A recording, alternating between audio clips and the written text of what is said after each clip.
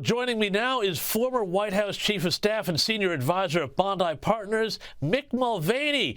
Mick, great to have you here, but what about this unbelievable betrayal, and I don't think there's any other word for it, of Israel, with Joe Biden saying it will stop supplying Israel weapons if they push ahead with their offensive on Rafah? I mean, this from the same guy who said once upon a time said cutting off aid to Israel would be preposterous, and it looks like a political quid pro quo. How transactional and boneheaded is this?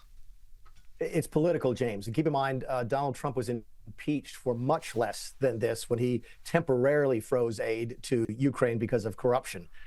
This is bizarre, but this is political. And here's what Joe Biden's trying to do. He's trying to have it both ways. There are elements of the Democrat Party that want to support Israel, and there are elements of the Democrat Party that do not want to support Israel. And he's trying to do both. Keep in mind, the Democrat support for the aid package that Biden is now withholding was tremendous in the United States House of Representatives and the Senate. But on the other side of the equation, he does have these protesters and college campuses, young voters threatening not to vote for him. And let's not forget, we've talked about it in this program before, the block of Palestinian American voters in some swing states, including Michigan. So, as is so often the case, he's trying to have it both ways, and he's getting killed on both sides for it. Yeah, but that's the whole nature of this foreign policy. It dates back to the Obama days, this idea that we're going to try and make Iran legitimate and give them kind of a sphere of influence in the Middle East, which, of course, was totally insane to anybody who'd ever read a book about the subject. But just on the question of these protests, how much are they actually now playing into the hands of Donald Trump? I know that in 2020, when we had the Black Lives Matter protests, those really played into the hands of the Democrats. But this now round of protests, it seems like every election year we get them, this seems to be something that's going to turn off the mainstream. Yeah, I had a fascinating conversation with a group of my Democrat and Republican friends in Washington just this week.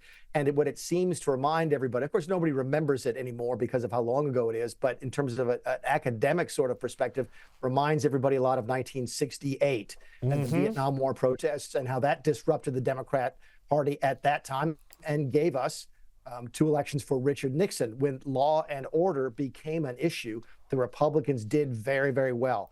That's sort of the way it feels here today, that even swing voters are looking at these protests going, you know what, I'm all for free speech, but anti-Semitism is a bridge too far. And if Biden's not going to do anything about it, and he's not, I'll consider voting for Donald Trump. So you're already starting to see that filter through. The better comparison is not 2020, it's 1968. Yeah, no, I think you're right about that. And also, there's also this other issue of turnout, too, because, of course, the Democrats have always relied so much on those young voters coming out. But, I mean, if a large block of young people are now calling him Genocide Joe, well, that's a problem for the Democrats, isn't it? It is. Keep in mind, I taught a class this past semester at the University of Chicago, and the Democrat Party was handing out flyers calling him Genocide Joe and calling on the Democrats to not have their convention in Chicago. Keep in mind, where was the Democrat convention in 1968? Chicago. So if history doesn't repeat itself, but sometimes it does rhyme. This is a major, major problem for the Democrats, and it is hurting Joe Biden politically without question. Yeah, no, it is wild. And just back to the foreign policy side of it, too, and this great theme of betrayal of a U.S. ally. And let's remember, Trump was always accused of selling out U.S. allies to cozy up to dictators. Well, less than a day before the Biden administration announced its intent to cut off the arms sales to Israel, check this out. They also issued a sanctions waiver to bypass congressional prohibitions on arms sales to Arab nations that boycott the Jewish state, including Hamas ally Qatar, where a whole bunch of Hamas bigwigs are living in hotel suites, as well as Iran-controlled Lebanon. I mean, at some point, this kind of both sidesism really does feel like they're actually taking the other side.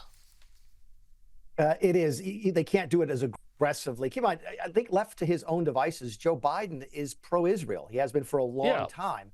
So what you're seeing him do now is sort of react politically, and that's always going to lead.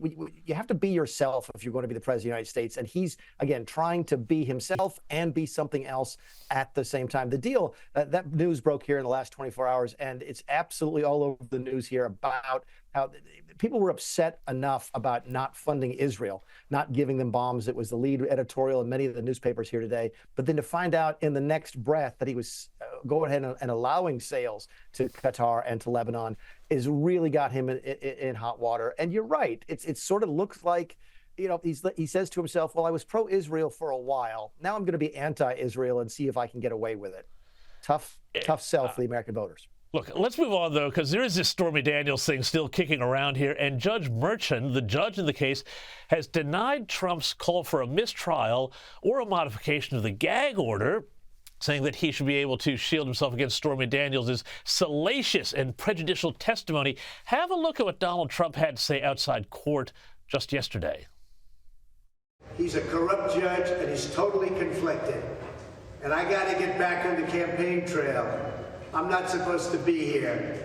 We are so innocent. There's never been anything like it. It's a disgrace to the city of New York, to the state of New York, and to the country. Punchy words there from Donald Trump. How is this all, though, playing out? I mean, are Americans even tuned into this, or is this just something that people on CNN like to talk about? Ooh, look what Stormy Daniels said Trump did, blah, blah, blah. Well, they've tuned in for the last couple of days because of the salaciousness of the testimony, which of course is what the Democrat Attorney General wanted in the first place. This case is not really about business records. That's really boring. It makes for bad television. No one wants to watch it.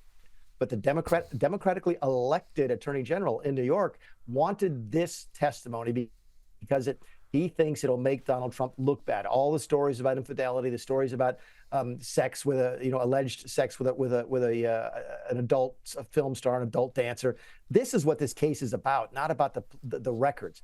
I don't think it's moved the needle, James. Keep in mind, show me the person in America who hasn't made up their mind about whether or not Donald Trump, is the type of person that they like or they don't like. I don't really think this is going to change. It makes the DA and the judge very popular at cocktail parties here on the island of Manhattan, where I'm sitting. But I don't think it moves any voters. Are they watching? Yes, because it's must-see TV and will be for the next couple of days. But this is not what the case is about. The case is about records, and that tends to bore people tremendously. Yeah, I mean, very, very quickly, is this a bit of a flashback to Ken Starr going after Bill Clinton for lying about an affair? And everybody said, Bill Clinton, come on, let's go on and talk about more important things. Yeah, keep in mind the Bill Clinton impeachment case was about lying and perjury, not about sex with Monica Lewinsky. And look what happened at the end of that process. Bill Clinton was more popular after that proceeding than he was before. There's a really good chance Donald Trump falls into that same category.